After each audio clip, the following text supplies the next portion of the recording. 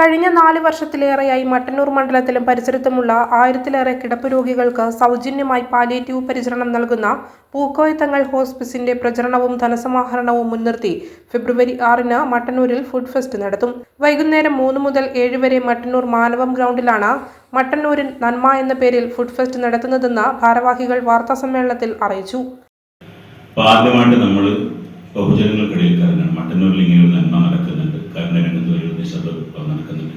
അത് ആളുകൾക്ക് അറിയിക്കാനുള്ള ഉപാധി എന്ന രൂപത്തിലാണ് നമ്മുടെ 100ഓളം വരുന്ന വനിതാ വോളണ്ടിയർമാർ അവർ സംഘടിപ്പിക്കുന്ന ഫുഡ് എക്സ്പോ.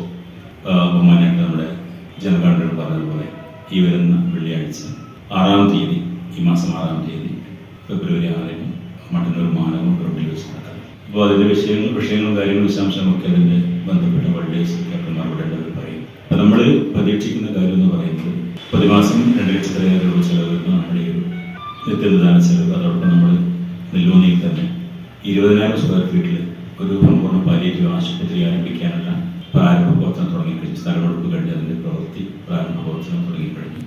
ആ കാര്യങ്ങൾ ആളുകളിലേക്ക് എത്തിക്കുക, ജനകീയ പങ്കാളിത്തത്തോട് മാത്രമേ സാധ്യതകളൊക്കെ അറിയാം. കാര്യങ്ങളൊക്കെ ചെയ്യുന്നത് വളരെ സൗജന്യമായിട്ടാണ്. PTHന്റെ 101 വോളണ്ടിയർമാർ വീടുകളിൽ നിന്ന് ഉണ്ടാക്കുന്ന വിഭവങ്ങളാണ് ഫുഡ് എക്സ്പോയിൽ ഉണ്ടാവുക.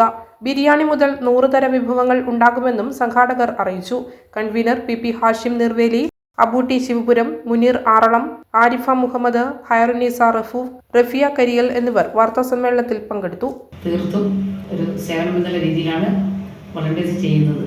അപ്പോൾ ഹൈജീനിക് ആയിട്ട് ഏറ്റവും നല്ല ക്വാളിറ്റിയുള്ള ഫുഡ്, അതുമാത്രമല്ല മട്ടന്നൂരിൻ്റെ നന്മ, മട്ടന്നൂരിൻ്റെ രുചി മറ്റുള്ളവരിലേക്കും കൂടി അറിയിക്കുക. ഈ ഒരു പ്രവർത്തനത്തിലൂടെയാണ് ഉദ്ദേശിച്ചിട്ടുള്ളത്. ഇതിൻ്റെ ഫണ്ട് PTHന്റെ ഫണ്ട് സമാഹരണമായിട്ട് ബന്ധപ്പെട്ടിട്ടാണ് ഇത് നമ്മൾ നടത്താൻ ഉദ്ദേശിച്ചത്. അപ്പോൾ മുഴുവൻ ഫണ്ടും PTHന്റെ കാര്യങ്ങളിലേക്കാണ് പോവുക.